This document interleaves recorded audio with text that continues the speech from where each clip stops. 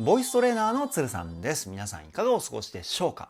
今回の動画はですね、SnowMan 宮舘涼太愛だって止まらないミュージックビデオ、こちらを見て歌声分析をしていきたいと思います。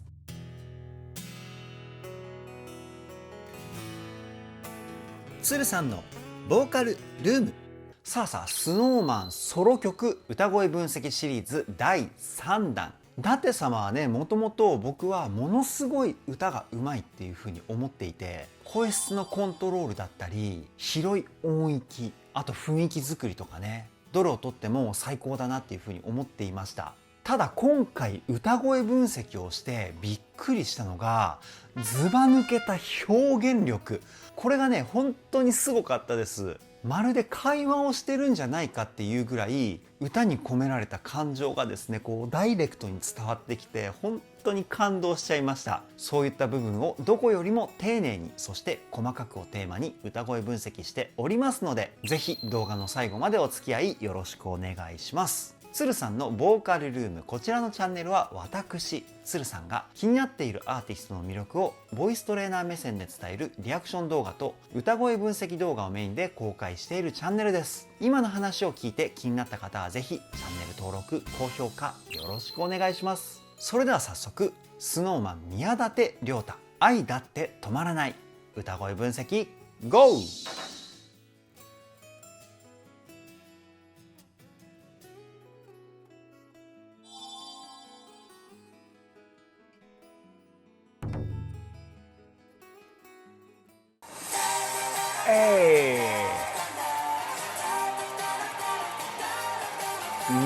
超かっこいいですよね。音楽ジャンルとしてはラテンですかね。この情熱的な雰囲気たまんないですね。続きいきますよ。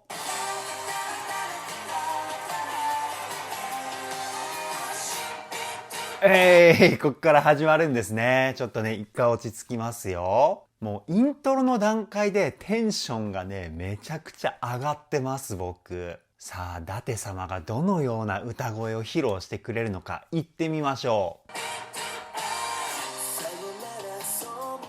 う。いいね。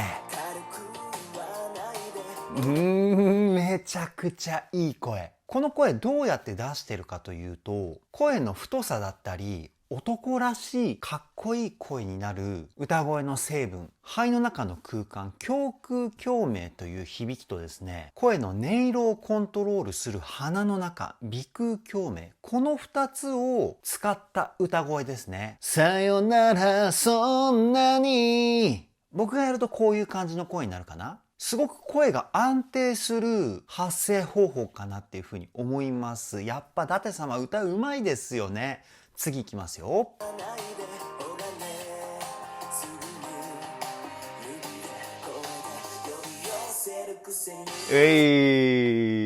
で、低音域になると鼻の響きが強くなるかなっていうふうに思います。ちょっとだけ鼻声のニュアンスを歌声にプラスする、そういう感じの歌い方ですね。もう一回聞いてみましょう。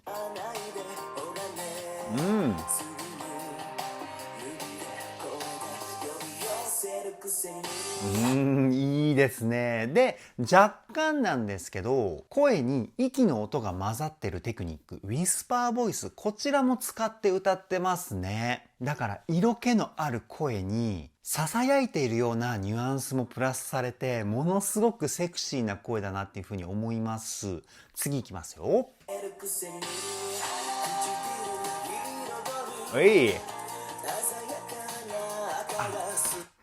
鮮やかなのここの音を切ってる雰囲気がですね、めちゃくちゃかっこいいですね。歌で音を切るにはちっちゃいつ、これをですね入れて歌うとスパッとね音が切れてるニュアンスが出るんですよ。これは音楽的に言うところの休符なんですけど、休符が入るとですね、ぐっとブレーキが効いた感じがしてめちゃくちゃかっこよくなるんですよね。もう一回聞いてみましょう。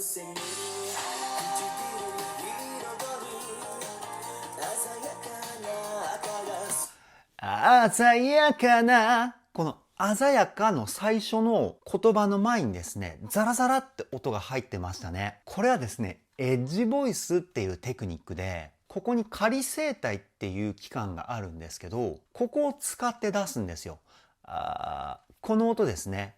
咳払いをするときにですね、動く器官なんですけど、このエッジボイスを入れることによって切なさも歌声にプラスされてますよね。いやー、最高ですね。次いきますよ。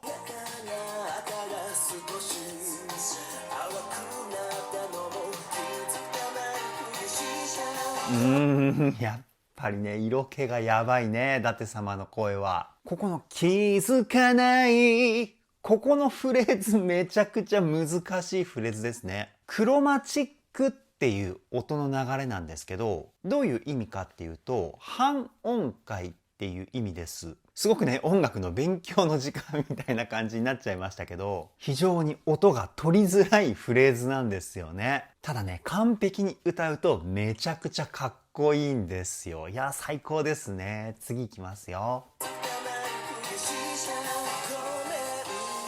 いいね。なんかこの辺はすごく懐かしいような雰囲気がしますよね。ラテンのサウンドなんですけど、メロディーが歌謡曲っぽいっていうかね、すごく味がある雰囲気。もう一回聞いてみましょ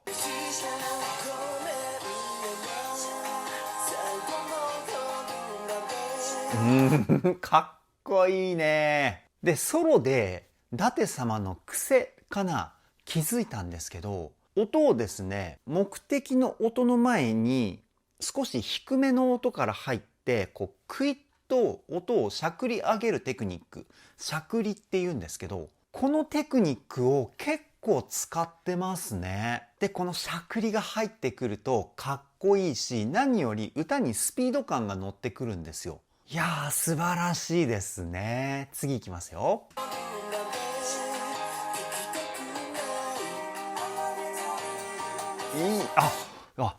ここはね、さらっと聞き流してしまいそうなポイントなんですけど、音を長く伸ばすフレーズ、ロングトーンっていうものがあります。今めちゃくちゃ音を長く伸ばしてましたよ、舘様。もう一回聞いてみましょう。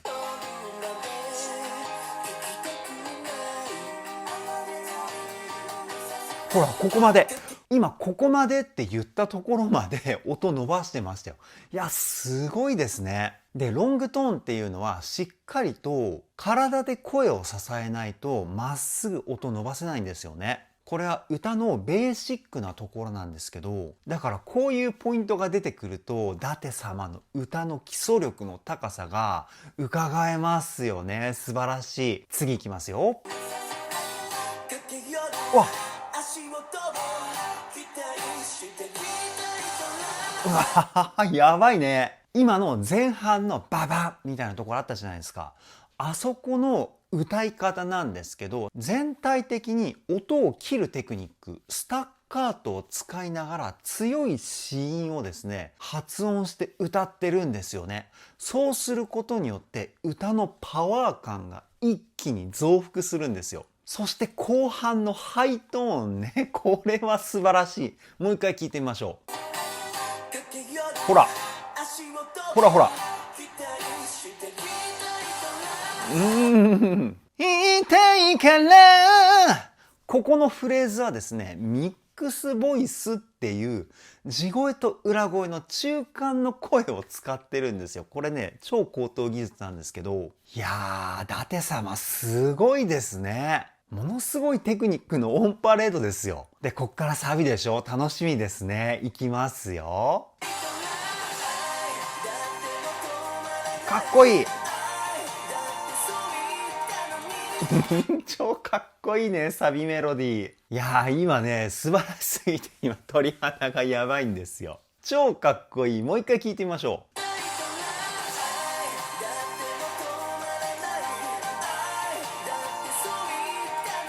もうね、リズム感が素晴らしいですね。声ももちろんすごいんですけど、ここでも全体的にスタッカートを使ってリズムの躍動感を表現してますよね。で、舘様の声のすごいところは、音が高くなっても声質が太いままなんですよね。かっこいい声質を高い声でも表現できるテクニックを持っているというか、声の性質上高い音になると声って細くなりますし、で、低い音になると声が太くなるっていう性質があるんですけど、舘様はですね、それをいい意味で無視して歌ってるんですよね。これはね、なかなかできないですよ。もう一回聞いてみましょう。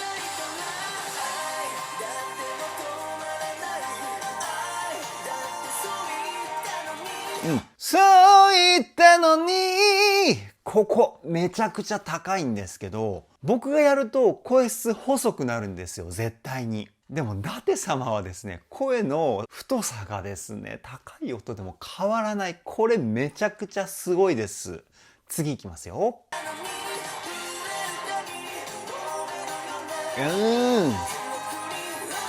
わ、やばいね。超高い。いや、めちゃくちゃ音域広いですね。で、舘様の声って低音域もものすごく魅力的じゃないですか。低音域が安定してる人ほど高い声が安定してくるんですよね。低い声の出し方っていうのは高い声を出す時の土台になるんですよ。だから低い声が素晴らしい人は高い声も素晴らしいっていうところにつながってくるんですけど、まさに舘様それですね。もう一回聞いてみましょう。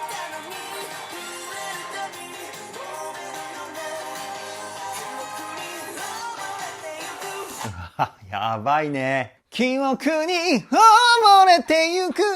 こんな感じか。いや、なんとかね、音は出ますけど、僕は舘様みたいにかっこいい声であの高い声は出せないな。ほんとすごいです。次いきますよ。ここ好き。まあ、2回目はね、変わるんだね、メロディーが。いやー、すごいかっこいいメロディーですよね。そのかっこいいメロディーを舘様のかっこいい声で歌うから、さらに魅力が増幅してますよね。もう一回聞いてみましょう。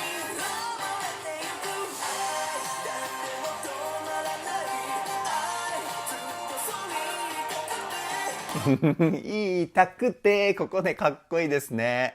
うわー、もうね、かっこよすぎてニヤニヤしちゃいます。次いきますよ。ここでテンポがですね、ちょっとゆったりした感じになりましたよね。これはですね、ハーフテンポって言って、今までのテンポがパンパンパンパン。このぐらいのテンポだったのが半分になる。これをね、ハーフテンポって言います。すごくゆったりした雰囲気がですね、心地いいポイントですよね。もう一回聞いてみましょう。ほらほら。タタタタタタタタタタ、こんな感じのテンポになってましたよね。その前までがね、こう疾走感のある感じで来ていて、ここで急にこうゆったりな雰囲気っていうね、曲のテンポでも見せてくれる舘様。素晴らしい。次いきますよ。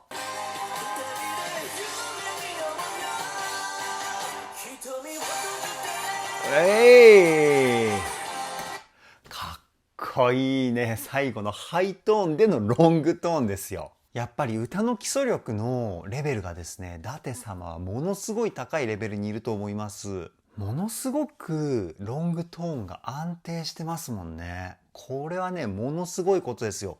もう一回聞いてみましょう。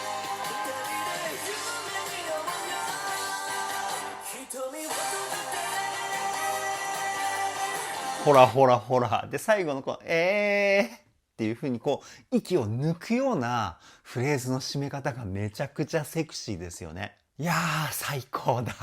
次いきますよ。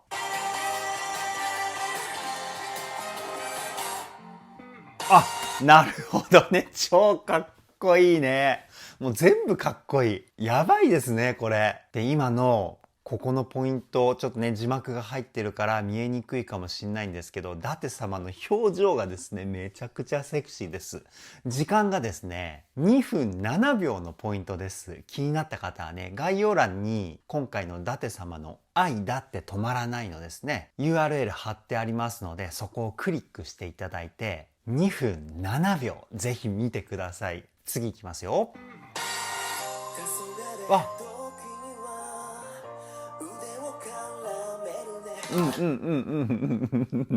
すごいいい。すごいいいですね。急にこう静かになってムーディーな雰囲気がですねたまらないですよね。でここのポイントはですね、胸の響きと鼻の響きを両方使ってるっていう声の出し方には変わりがないんですけど、割合がですね若干変化しました。1番の A メロよりも鼻の声の響き、鼻腔共鳴の成分がですね多めな歌声になってます。鼻の響きを多めにすることによって声に優しさを乗せた、そんな感じの歌声だと思います。もう一回聞いてみましょう。ほらほら、いい、すごくいい。黄昏時にはこんな感じかな。でここでもやっぱりねウィスパーボイスを使ってふわっとした雰囲気も表現してますよね。次いきますよ。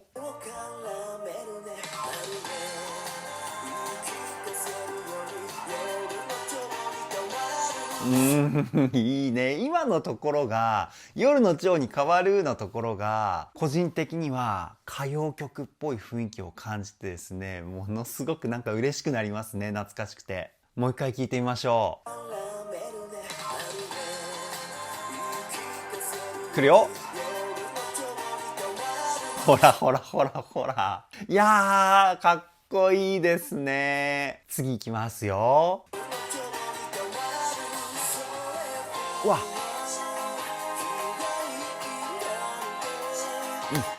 今すごいテクニックを使っていたんですけど、伊達様最初の「そ」この言葉の前に子音をですね長めに発音してから歌を歌ってるんですよね。それでもこういう感じで歌ってます。普通に歌うとワンツーそれって歌うじゃないですか。でも伊達様はワンツーそう、こういう感じで歌ってるんですよね。子音を長めに発音することによって言葉の輪郭をですねはっきりさせる効果があるんですよね。ワンツーそうって言っちゃうと子音が弱くなってしまうと母音のおだけ聞こえてしまって歌詞の意味がねよくわからなくなってしまうっていうこともあるんですよ。だから歌詞のメッセージ性を伝えたくて伊達様はあえてここでS の子音を長めに発音したんじゃないかなっていうふうに僕は推測します。次いきますよ。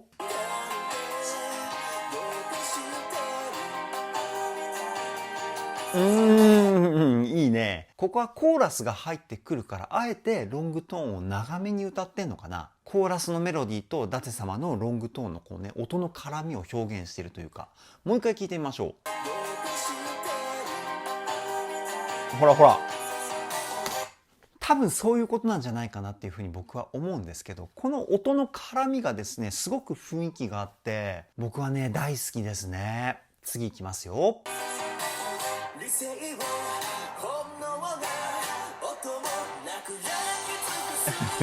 かっこいい。最後水を蹴り上げましたよね。このパフォーマンスもめちゃくちゃかっこいいしメロディーもかっこいいし、いやもう最高ですね。最高ポイントがねいっぱいある。ほんと素晴らしいです。もう一回聞いてみましょう。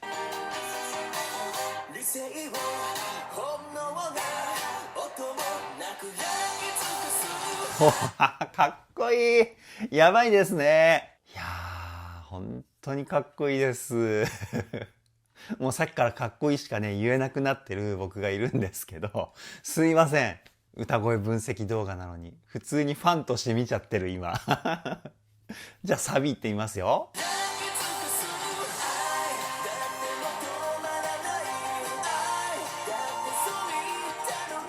いいね。言ったのにっていうところで今ちょっとテンションが上がりすぎてねうまく喋れてなかったかもしれないですけど、今歌ったところで鼻に声をですね集めてるんですよね。そうすることによってちょっとこうね甘えてるようなニュアンスを感じ取れました。僕はもう一回聞いてみましょう。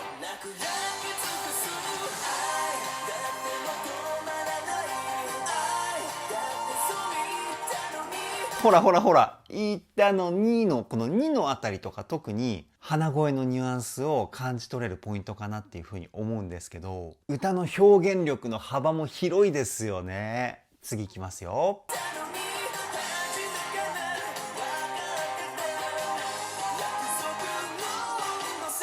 なるほどね。約束の温度差、相手を思う気持ちの強さが違うところにこうジレンマを感じてるとか、そういうことかな。もう一回聞いてみましょう。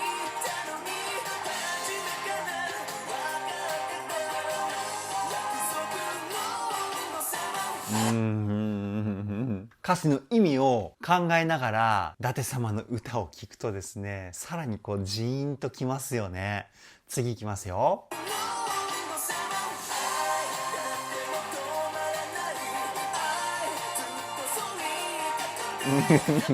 感動してきました、僕は。すごく感動してきました。相手のことを思っているけど、その気持ちがこう報われないとか、そういうことなのかな。なんかすごくね、切ない気持ちになってきました。やっぱり伊達様が情熱的に歌うから、なおさらこう歌詞の背景を考察してみようとか、そういう気持ちにさせてくれますよね。素晴らしい表現力。もう一回聞いてみましょう。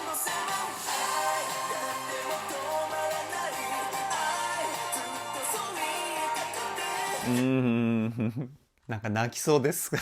感動しちゃって泣きそうなんですけど、僕。愛だって止まらないを聞いて泣きそうって思ってるスノタンの方もいると思うんですよね、絶対。もうそれぐらいね、素晴らしい歌だと思います、僕。次いきますよ。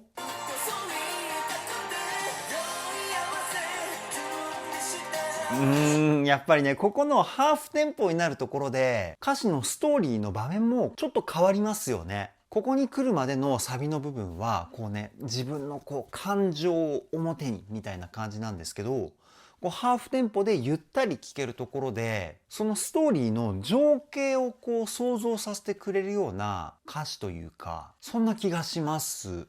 もう一回聴いてみましょ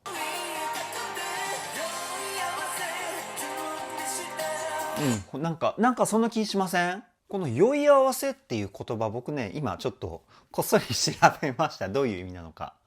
日が暮れて間もない頃に行う食事会のことを酔い合わせっていうらしいんですけど、その思ってる方とのディナーの準備をしたってことかな。こういう風な言葉が出てくると、次どういう風なストーリーが待ってるのかっていうのがすごくこう気になりますよね。さあ、どのようなストーリーが待っているのか聞いていきましょう。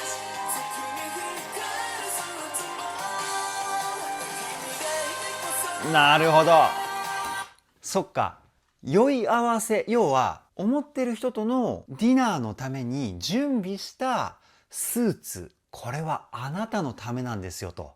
そういうことか。なるほどね。で、その言葉をね、情熱的に歌う伊達様。伊達様のこの歌があるからこそ、このイメージが湧いてくるんですよね。僕は歌っていうのは日常会話の延長線上にあるべきものだっていうふうに思っていて、歌だから特別とかそういう風な考えで歌を歌ってしまうと、ただメロディーを声で表現しているだけっていう風になると思うんですよね。でも歌の一番の魅力っていうのは感情を伝えることだと思うんですよ。だからこそ日常会話の延長線上に歌はあるべきであるっていうふうに思うんですけど、今伊達様がですね、それをまさに体現してくれているような感じがして、僕はねすごく嬉しいです。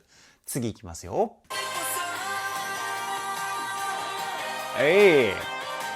ダンスブレイク。うわ、かっこいいね。ダンスでも見せる伊達様。最高。それすので、いつも伊達様はものすごいパフォーマンス見せてくれますもんね。やっぱね、迫力ありますよね。ダンスあんま詳しくないですけど、僕。でもね、見るのは好きなんでね、こういう伊達様の素晴らしいパフォーマンスが見れてね、嬉しいですね。次いきますよ。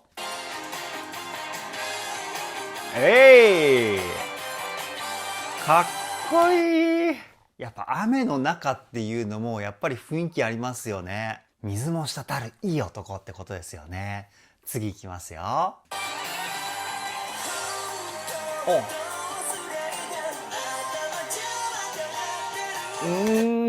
なるほどね。本当はどうすればいいか頭じゃ分かっているんだと。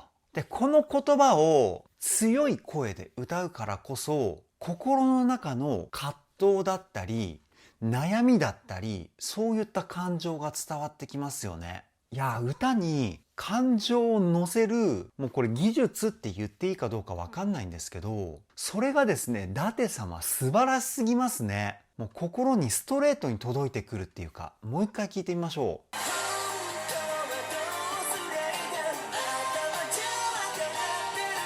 う。ほらほら、すごく伝わってきますよね、気持ちが。これができるボーカリストって日本に何人いるんだろうっていうふうに思っちゃいます、僕。それぐらい素晴らしい。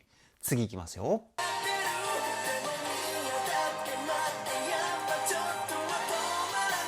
あ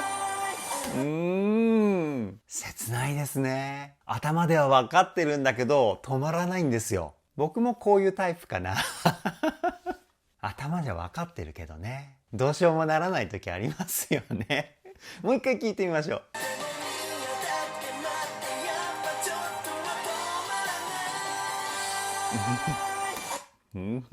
素晴らしいね。で、歌のテクニック的な話をするとですね、ここものすごく説得力のある歌声じゃないですか。これはですね、先ほどから言っているスタッカート、これがポイントになってます。スタッカートを使うことによってリズム的な躍動感が出るっていう風な説明をさっきしたと思うんですけど、それとですね、音を切ることによって一つ一つの言葉の輪郭がはっきりしてきます。言葉の輪郭がはっきりしてくるっていうことは、言葉がすごく綺麗に伝わるっていうことなんですよね。結果的に歌詞が持っている感情だったりイメージを伝えやすいっていうところにつながってくるんですけど、それもあってかめちゃくちゃ舘様の声の説得力がすごいポイントだなっていうふうに思いました。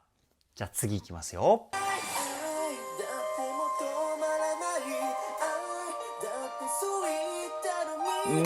ここでね、この柔らかい声でのサビ、急にこう優しいような雰囲気になってるんですけど、でも今までの舘様の表現から考えると、ここはすごく落ち込んだ感情を込めた歌なんじゃないかなっていうふうに思います。もう一回聞いてみましょう。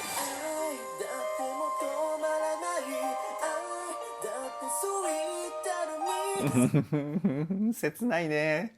ものすごくね、切ない感情が伝わってきます。いや、歌詞の意味と舘様が歌ってる声質を照らし合わせて感情考察、これ楽しいですね。人によってね、感じ方はいろいろあるので、僕が言ってる言葉っていうのは一つの例だと思うんですけど、舘様はこの時こういう風なことをイメージして歌っているのかなとか、こういう感情を込めて歌を歌っているのかなとか考えると、すごくね、感動してきます。次いきますよ。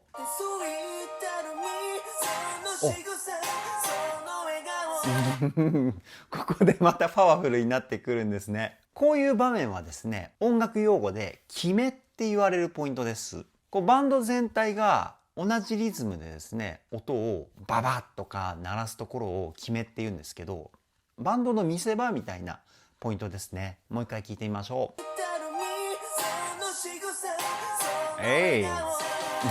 かっこいいですよね、この決め。次いきますよ。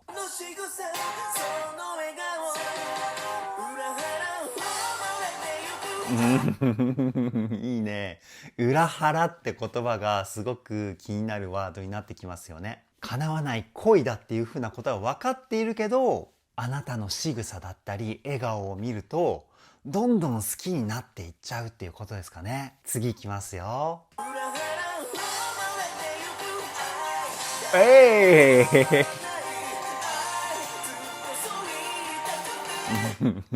あのね、さっきから僕の大好きなかっこいいメロディーだったり、かっこいい決めだったり、そういうのがね、続いてきてるんですよ。めちゃくちゃテンション上がります。サビの入りも、ワン、ツー、スリー、フォー、バーンっていう風に入るのが、まあ一般的なね、入りなんですけど、今のところは、ワン、ツー、スリー、フォー、バーンなんですよ。この違いわかりますか皆さん。もう一回聞いてみましょう。バーンのね、雰囲気をぜひ感じ取ってほしいんですけど、いきますよ。バーン、ほら。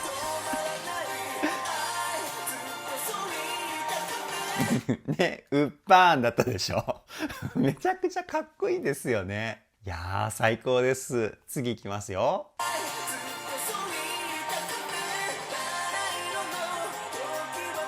うんうん。バラ色の時はもう気になるね。次がね、めちゃくちゃ気になりますよね。じゃあ、行ってみましょう。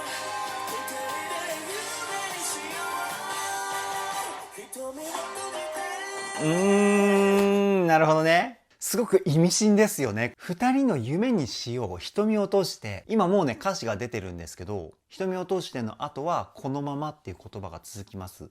この瞳を閉じてっていう言葉が、どういう風な意味なのか。単純な考察をすると、普通に、まあ、二人で寝るみたいなね、そのまま一緒に夢見ようよみたいな感じなんですけど、ただね、強い愛情からの瞳を閉じてっていうと、もう好きすぎて瞳を閉じさせてしまうっていうね。公の YouTube の場なので、物騒な言葉はね、使わないでおくんですけど、なんかそういう強すぎる愛情とかもあるじゃないですか。もうそういう感じなのかなとも取れますし、ここで瞳を閉じてっていうワードを使うっていうところが僕はね、すごくね、ポイントなんじゃないかなっていうふうに思います。皆さんはどう思いますか？この瞳を閉じてっていう言葉。YouTube のコメントで、コロンとか、そういう言葉を使っちゃうと、削除される可能性がありますので、コメントが。なのでね、僕と同じようなことを思ってる方はですね、その言葉は使わないでほしいんですけど、僕はね、この伊達様が歌ってる声の雰囲気だったりと、歌詞のつながりでね、なんかそういう風に思っちゃいました。次いきますよ。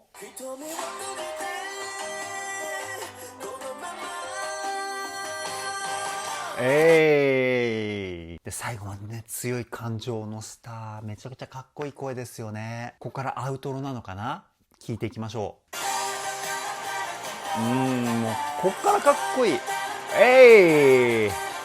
今、下ペロしたの分かりましたか？皆さん。伊達様がね、下ペロしたんですよ、今。ちょっと戻して確認してみましょうか？時間。皆さんも見逃してる方いるかもしんないからね。ちょっと時間をね、教えておいてあげないとかなって思って。何分ぐらいだろう。今確認したらですね、4分7秒から4分8秒の間です。細かいですけどね、気になる方はね、ぜひね、見てみてください。続きいきますよ。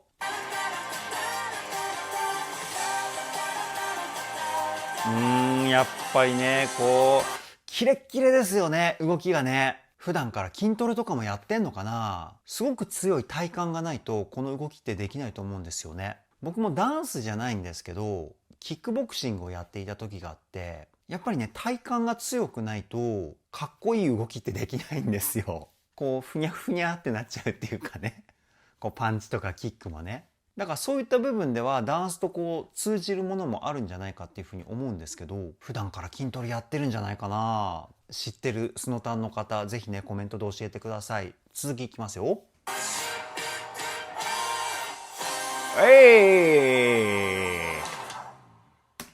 ここまでか。いやー、かっこよかったですね。あと動画がですね、30秒ぐらいあるんですけど、この動画の最初もね、ドラマっぽい感じで始まって曲に入ったんですけど、最後もドラマっぽい感じなのかな？せっかくなんでね、ちょっと見てみましょうか。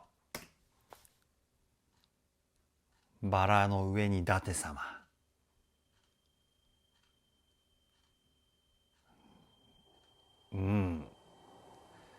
すごくこう、呼吸が荒いですね。ここからどういう展開になっていくのか楽しみですね。いきますよ。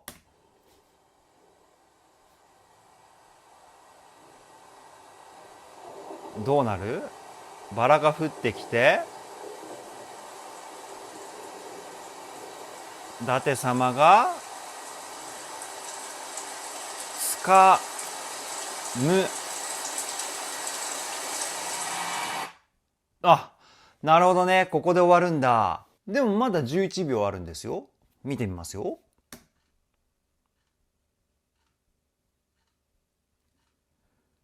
あ、なるほどね。エンドロールか。そっか。これで終わりってことですね。なるほどね。めちゃくちゃ素晴らしかったですね。以上、スノーマン宮舘涼太愛だって止まらない歌声分析はここで終了です。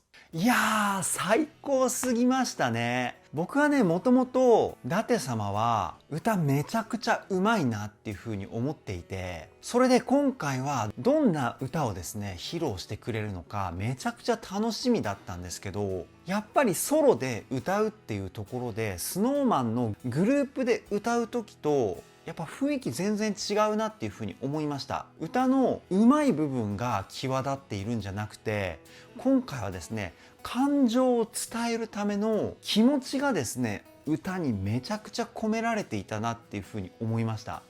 いや本当にね、僕の理想のボーカリストですよ、舘様は。曲もめちゃくちゃかっこいいし、歌詞もねめちゃくちゃ良かったですよね。いや本当に最高でした。これからも SnowMan 全力で追っていきたいと思います。それでは今回の動画はここで終わりです。動画の内容を気に入ってくださった方はチャンネル登録高評価よろしくお願いします。ではではボイストレーナーのつるさんでした。